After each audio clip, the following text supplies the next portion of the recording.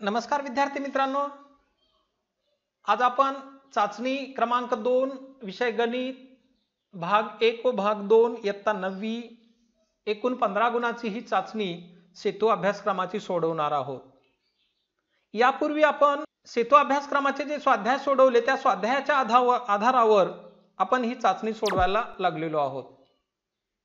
यापूर्वी आपण पहिली चाचणी सोडवली, आजच्या दिवशी आपण दुसऱ्या चाचणीला सुरुवात केली आहे।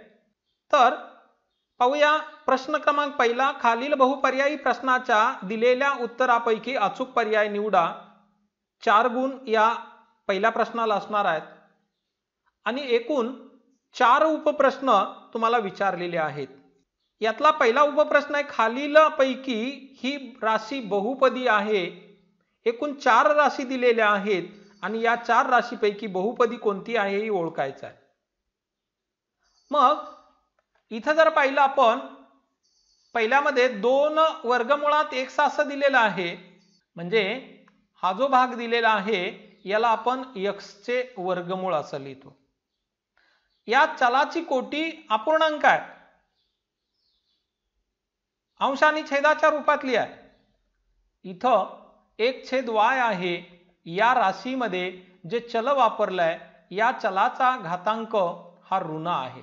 ज्यावेळी आपण 1/y ला या रीतीने लिहू तर हे असं येईल 1/y बरोबर y चा वजा 1 घात। म्हणजे ही राशी नाही, बहुपदी नाही, ही राशी बहुपदी नाही। इथं तर m चा वजा दुसरा घात दिलेला आहे।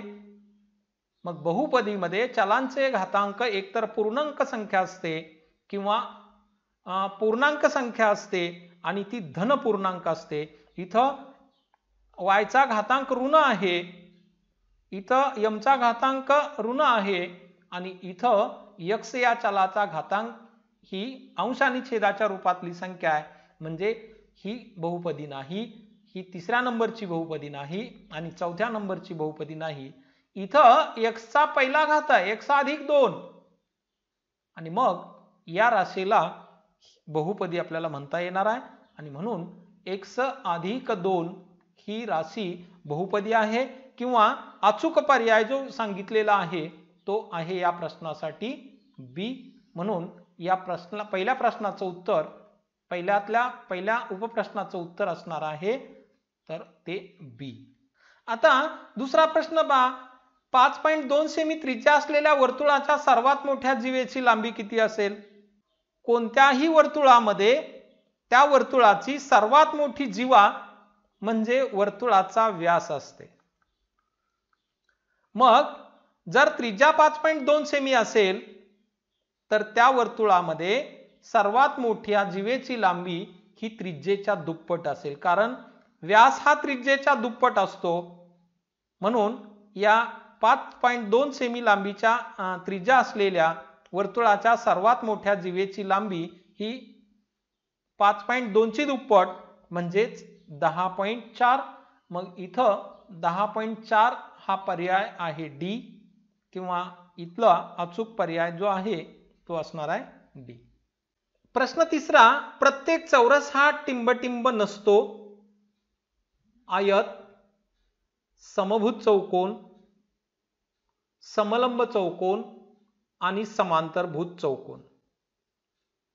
चौरसाचे गुणधर्म माहित आहेत आपल्याला की सर्व कोन एकरूप असतात, सर्व बाजू एकरूप असतात, सर्व कोन काटकोन असतात। त्यातला एक तरी गुणधर्म या कोणत्या तरी एका चौकोनामध्ये असलेला पाहिजे। आयताचाही प्रत्येक कोन काटकोन असतो। समभुज चौकोनामध्ये चौरसाच्या सर्व बाजू एकरूप असतात, समभुज चौकोनाच्याही सर्व बाजू एकरूप असतात। समांतरभुज चौकोनामध्ये समोरासमोरील बाजू एकरूप असतात, समोरासमोरील कोन एकरूप असतात आणि समोरासमोरील बाजू समांतर असतात। म्हणजे याही ठिकाणी चौरसाचे काही गुणधर्म आपल्याला आढळून येतात, परंतु समलंब चौकोनामध्ये बाजूची एकच जोडी समांतर असते, सर्व कोन काटकोन नाहीत, सर्व बाजू एकरूप नाहीत, म्हणजेच प्रत्येक चौरस हा समलंब चौकोन नसतो आणि म्हणून या प्रश्नाचं उत्तर अचूक पर्याय असणार आहे तो समलंब चौकोन आणि त्याचा पर्याय आहे शेवटचा सोपा प्रश्न आहे चौथा. अर्धवर्तुळ कंसाचे माप टिंबटिंब अंश असते. आपल्याला माहित आहे पूर्ण वर्तुळाचं माप 360 अंश असतं. मग अर्धवर्तुळ कंसाचं माप अर्थातच ते 180 अंश असेल. या प्रश्नाचं उत्तर तुम्हाला येत आहे. तुम्ही ते लिहिणार आहात, लिहिलेलं असेल तर याचा बरोबर पर्याय असणार आहे सी. पहा पहिल्या उपप्रश्नामध्ये पर्याय बी हा अचूक आहे. दुसऱ्या उपप्रश्नामध्ये पर्याय डी हा अचूक आहे. तिसऱ्यामध्ये पर्याय सी हा अचूक आहे आणि चौथा अर्धवर्तुळ कंसाचे माप हे 180 अंश असते हा पर्याय असणार आहे बरोबर तो सी. प्रश्न क्रमांक दुसरा सोडवा. आपण पहिल्या प्रश्नाची तयारी केली, आता दुसऱ्या प्रश्नाची तयारी करू. बेरीज करा. काय दिलेलं पहा, बहुपदीची बेरीज करायला सांगितली आहे म्हणून आपण याची मांडणी करून घेऊ. 2x वर्ग वजा 3x अधिक 5 यामध्ये मिळवायचे आहेत 3x वर्ग अधिक 3x वजा 5. अगोदर सारख्या घातांकाची पद आपण जवळ घेऊ, त्याला आपण स्वरूप पद असं म्हणतो बहुपदीची.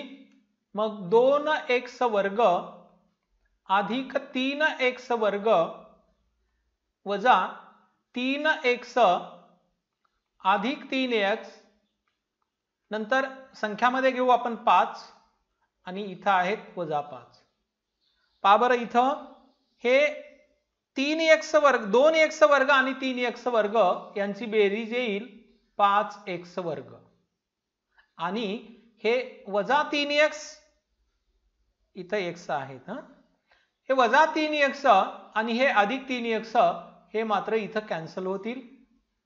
यांची वजाबाकी केली वजाबाकी होईल 3 वजा 3 शून्य येतील. इथं 5 वजा 5 शून्य येतील म्हणजे हेही कॅन्सल होतील. शिल्लक या प्रश्नाचं उत्तर 5x वर्ग असं येतं. ते तुम्ही सोडवलेलं असेल. आता ओ केंद्र असलेल्या वर्तुळातील एका लघु कंसाचे नाव लिहा. किती सोपा प्रश्न आहे बघा. हे जे वर्तुळ आहे ओ केंद्र असलेलं यामध्ये या वर्तुळावरती काही बिंदूची नावं दिली आहेत ए बी आणि सी. तर यापैकी कोणत्याही एका लघु कंसाचं नाव लिहायचं आहे. या वर्तुळावर जर 2 बिंदू असतील तर ते 2 बिंदू घेऊन आपल्याला कंसाचं नाव लिहिता येईल. लघु कंस घेता येईल कारण लघु कंसाचा विचारलाय. लघु कंस ए बी किंवा लघु कंस बी सी, लघु कंस ए बी सी हे असणार आहेत या लघु कंसाची नाव. आपण जर कंस ए सी हा असा घेतला तर हा लघु कंस असणार नाही, तो विशाल कंस असेल. म्हणून कंस ए बी एक लिहा, कंस बी सी एक लिहा किंवा कंस ए सी एक लिहा. आपल्याला एका लघु कंसाचं नाव विचारलंय, आपण इथं 3 लघु कंसाची नावं लिहिलेली आहेत. तुम्ही यातला एक कोणताही कंस लिहू शकता किंवा तो तुम्ही लिहिलेला असेल. समभुज चौकोन एबीसीडी चे कर्ण परस्परांना पी बिंदूत छेदतात तर मापकोन एपीबी बरोबर किती. इथं मापकोन एपीबी बरोबर उत्तर येईल 90 अंश. कारण जर आपण या ठिकाणी एक चौकोन काढला, समजा हा तो चौकोन समभुज चौकोन आहे एबीसीडी आणि याचे कर्ण परस्परांचे लंब दुभाजक असतात. हा गुणधर्म आपल्याला माहित आहे. म्हणजे हा ए, हा सी, हा बिंदू डी आणि या पी बिंदू मध्ये परस्परांना ते छेदतात. तर समभुज चौकोनाचे कर्ण परस्परांचे लंब दुभाजक असतात आणि गुणधर्म लिहिल्यानंतर आणि म्हणून मापकोन एपीबी बरोबर 90 अंश असं या प्रश्नाचं उत्तर येईल. आपण प्रश्न पहिला आणि प्रश्न दुसरा पहिला. आता प्रश्न क्रमांक तिसरा पाहूया. प्रश्न क्रमांक तिसरा सोडवा. एकूण 8 गुणाचा हा मुख्य तिसरा प्रश्न आहे आणि यामध्ये प्रत्येकी 4 प्रश्न विचारले आहेत. प्रत्येक उपप्रश्न हा 2 गुणासाठी असणार आहे. त्रिकोण एबीसी असा काढा की मापकोन ए बरोबर 60 अंश, मापकोन बी बरोबर 80 अंश आणि लेंथ ऑफ ए बी बरोबर 4.8 सेमी. प्रश्नामध्ये दिलेल्या माहितीवरून कच्ची आकृती त्रिकोणाची काढली. ए बी सी हा त्रिकोण काढला आणि दिलेली माहिती या काढलेल्या त्रिकोणामध्ये मांडली. पट्टीच्या साहाय्यानं 4.8 सेमी लांबीचा रेषाखंड AB काढू. आपण 4.8 सेमी लांबीचा रेषाखंड काढला. आता या रेषाखंडाच्या अंत्यबिंदूला नाव देऊ. या ठिकाणी तो A बिंदू असेल आणि हा दुसरा बिंदू घेतला आपण B. आता A बिंदूच्या जवळ 60 अंश मापाचा कोन करणारा किरण काढायचा आहे. म्हणून कोनमापकाच्या साहाय्यानं A बिंदू जवळ 60 अंश मापाचा कोन करणारा किरण काढू. तसंच B बिंदू जवळ 80 अंश मापाचा कोन करणारा किरण काढायचा आहे आणि हे दोन किरण एकमेकांना ज्या बिंदूत छेदतील त्या बिंदूला आपण C नाव देणार आहोत. म्हणजे त्रिकोण ABC सांगितलेला त्रिकोण ABC तयार होणार आहे. म्हणून कोन मापकाचा वापर करून A बिंदू जवळ 60 अंश मापाचा कोन करणारा किरण काढू. आता कोन मापक आपण व्यवस्थितपणे या रेषाखंडावरती या शून्य मापाची खूण येईल अशा रीतीने मांडलं आणि याचा जो मध्यबिंदू आहे इथला तो आपण A बिंदूवरती मांडला. आता B बिंदू हा A बिंदूच्या उजवीकडे आहे आणि A बिंदू जवळ तो कोन काढायचा आहे. म्हणून हा B बिंदूच्या दिशेने आपण मोजायला सुरुवात करू. 60 अंश माप ज्या ठिकाणी येईल त्या ठिकाणी आपण एक खूण करून घेऊ. तर 10, 20, 30, 40, 50 आणि 60 माप या ठिकाणी येतं. मग आता आपण या पट्टीच्या दोन्ही बाजूवरती दोन्ही बिंदू येतील अशा रीतीने आपण पट्टीची मांडणी करून घेतली आणि आता एक किरण काढून घेऊ. ज्या किरणानं या A बिंदू जवळ 60 अंश मापाचा कोन केलेला आहे. तर आपण या ठिकाणी या किरणाला बाण काढू इथं. आता आणखी C बिंदू मिळालेला नाही. ज्यावेळी आपण B बिंदू जवळ 80 अंश मापाचा कोन करणारा किरण काढणार आहोत त्यावेळी तो C बिंदू मिळणार आहे. म्हणून B बिंदू जवळ 80 अंश मापाचा कोन करणारा किरण काढू. तर याची मांडणी व्यवस्थितपणे केली आपण. आता मोजून घेऊ माप आपण 80. तर आता A बिंदू हा B बिंदूच्या डावीकडे आहे. आता डावीकडून मोजावं लागेल. 10, 20, 30, 40, 50, 60, 70 आणि 80 अंशाची खूण आपल्याला या 80 अंशाच्या या बिंदू जवळ करावी लागेल आणि या बिंदूतून जाणारा एक किरण या B बिंदू पासून सुरुवात होणारा काढावा लागेल आणि म्हणून आपण आता तो किरण काढून घेऊ आणि आपण आता या B बिंदू मधून जाणारा हा किरण काढला जिथं खूण केलेली होती.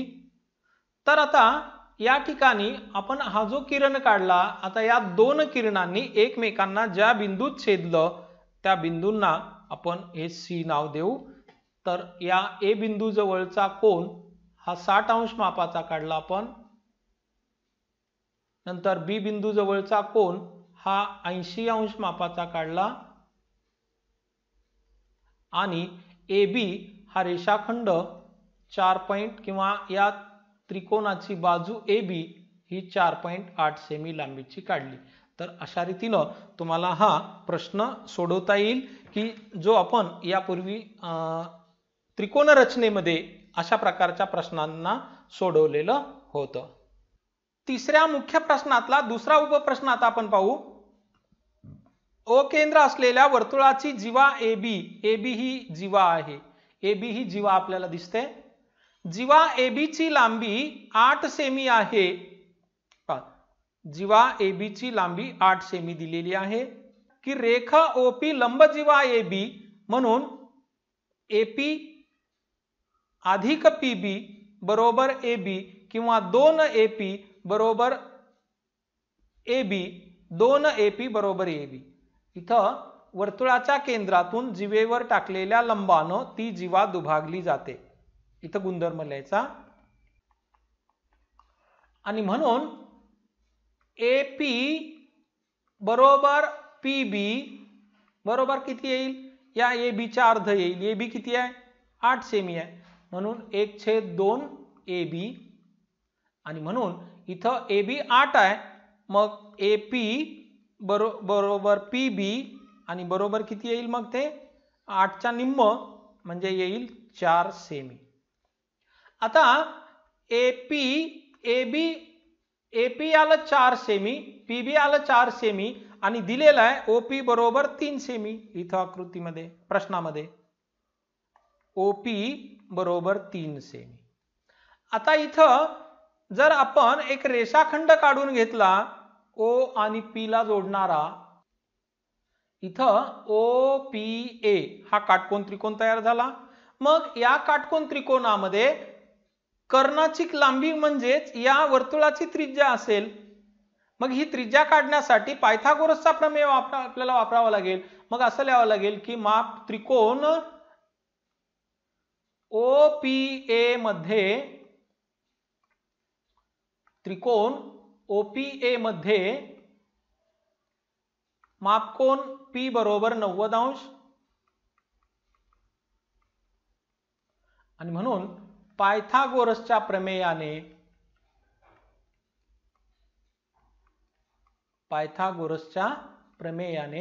काय लिहिता येईल? OA वर्ग बरोबर OP वर्ग अधिक AP वर्ग आणि या किमती मांडू आपण. OP किती दिलाय? OP दिलेला आहे 3 सेमी, 3 चा वर्ग अधिक AP दिलेला आहे 4, 4 चा वर्ग किंवा AP ची किंमत काढली आपण, ती 4 मिळालेली आहे.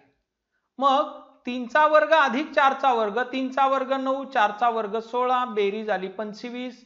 म्हणून OA वर्ग बरोबर जर 25 असेल, म्हणून OA बरोबर किती येईल? दोन्ही बाजूचं वर्गमूळ घेतलं, OA बरोबर 5 सेमी असेल. विचारले काय आपल्याला या वर्तुळाची त्रिज्या. मग इथं वर्तुळाची त्रिज्या OA आहे, तर ती किती आलेली आहे? 5 सेमी. म्हणून वाक्यामध्ये उत्तर लिहिणं अपेक्षित आहे. म्हणून O केंद्र असलेल्या वर्तुळाची त्रिज्या 5 सेमी असेल. 5 सेमी आहे, 5 सेमी येईल. असं काहीही तुम्ही या ठिकाणी या प्रश्नाच्या उत्तराची मांडणी करू शकता. आपण प्रश्न तिसऱ्यामधलं दुसरं उपप्रश्न पाहिला. आता प्रश्न तिसऱ्यातला तिसरा उपप्रश्न पाहू. विस्तार करा. यम अधिक 2n वर्ग. विस्तार माहित आहे तुम्हाला, हे विस्तार सूत्र a अधिक b कंसाचा वर्ग बरोबर a वर्ग अधिक 2ab अधिक b चा वर्ग. या विस्तार सूत्राचा वापर इथं होणार आहे. मग पहा, इथं पहिलं पद या दोन पदाच्या बेरजीचा वर्ग. पहिलं पद a आहे, दुसरं पद b आहे. मग इथं सूत्रामध्ये काय आलंय? पहिल्या पदाचा वर्ग, पहिलं पद a होतं, a चा वर्ग अधिक दोन पदाच्या गुणाकाराची दुप्पट, a आणि b चा गुणाकार ab त्याची दुप्पट 2ab अधिक दुसऱ्या पदाचा वर्ग, दुसरं पद b आहे, b चा वर्ग. मग तसं इथं पहिलं पद यम आहे, यम चा वर्ग अधिक 2 गुणिले पहिले पद गुणिले दुसरे पद, म्हणजे यम गुणिले 2n अधिक 2n चा वर्ग म्हणजे 2n चा वर्ग आणि मग यम चा वर्ग यम वर्ग अधिक 2 गुणिले 2 4 यम n गुणाकार केला आपण अधिक या 2 चा वर्ग 4 n चा वर्ग n वर्ग. म्हणजे विस्तार काय आला? आता तिन्ही पद वेगळे आहेत पहा, यांची बेरीज किंवा वजाबाकी होणार नाही, कारण यम वर्ग 4mn आणि 4n वर्ग ही तिन्ही पद भिन्न असल्यामुळं बेरीज किंवा वजाबाकी होणार नाही, एवढंच राहील. म्हणून याचा विस्तार आला यम वर्ग अधिक 4mn अधिक 4n चा वर्ग. आता शेवटचा प्रश्न, भागाकार करा. 2x वर्ग वजा x वजा 1 याला भाग द्यायचा आहे, तो x वजा 1 न. भागाकार करत असताना आपण 8वीच्या वर्गामध्ये असे भागाकार केलेले आहेत. 2x चा वर्ग या 2x वर्गला x न भाग द्यायचा आहे. भाज्यामधलं पहिलं पद आहे 2x वर्ग, मग 2x वर्ग येण्यासाठी या भाजक बहुपदी मधल्या x ला किती न गुणावं म्हणजे 2x वर्ग येतील. 2 येण्यासाठी 2 न गुणावं लागेल आणि इथं x आहे, x चा वर्ग येण्यासाठी x ला आणखी एका x न गुणावं लागेल. म्हणजे जर आपण या x ला 2x न गुणलं तर 2x वर्ग मिळेल. म्हणून पहिला भाग आला 2x. आता या 2x न या x ला गुणून घेऊ, गुणाकार येईल 2x वर्ग. नंतर या 2x न या वजा 1 ला गुणून घेऊ, वजा 2x. x च्या पदाखाली x चं पद मांडलं, x च्या 1 घातांक असलेल्या पदाखाली. आणि आता वजाबाकी करायची, वजा इथं वजा येईल, इथं अधिक येईल. वजाबाकी करताना दुसऱ्या बहुपदीचे आपण प्रत्येक पदाचं चिन्ह बदलतो. मग 2x वर्ग मधून 2x वर्ग वजा झाले तर हे 0 येतील. हे अधिक 2x अधिक 2x या चिन्हाचा विचार करायचा शेवटच्या. या 2x मधून 1x वजा तर इथे येतील 1x आणि वरचे राहिले वजा 1. इथं काय केलं पहा, या अधिक 2x मधून 1x वजा झाले 1x राहिले.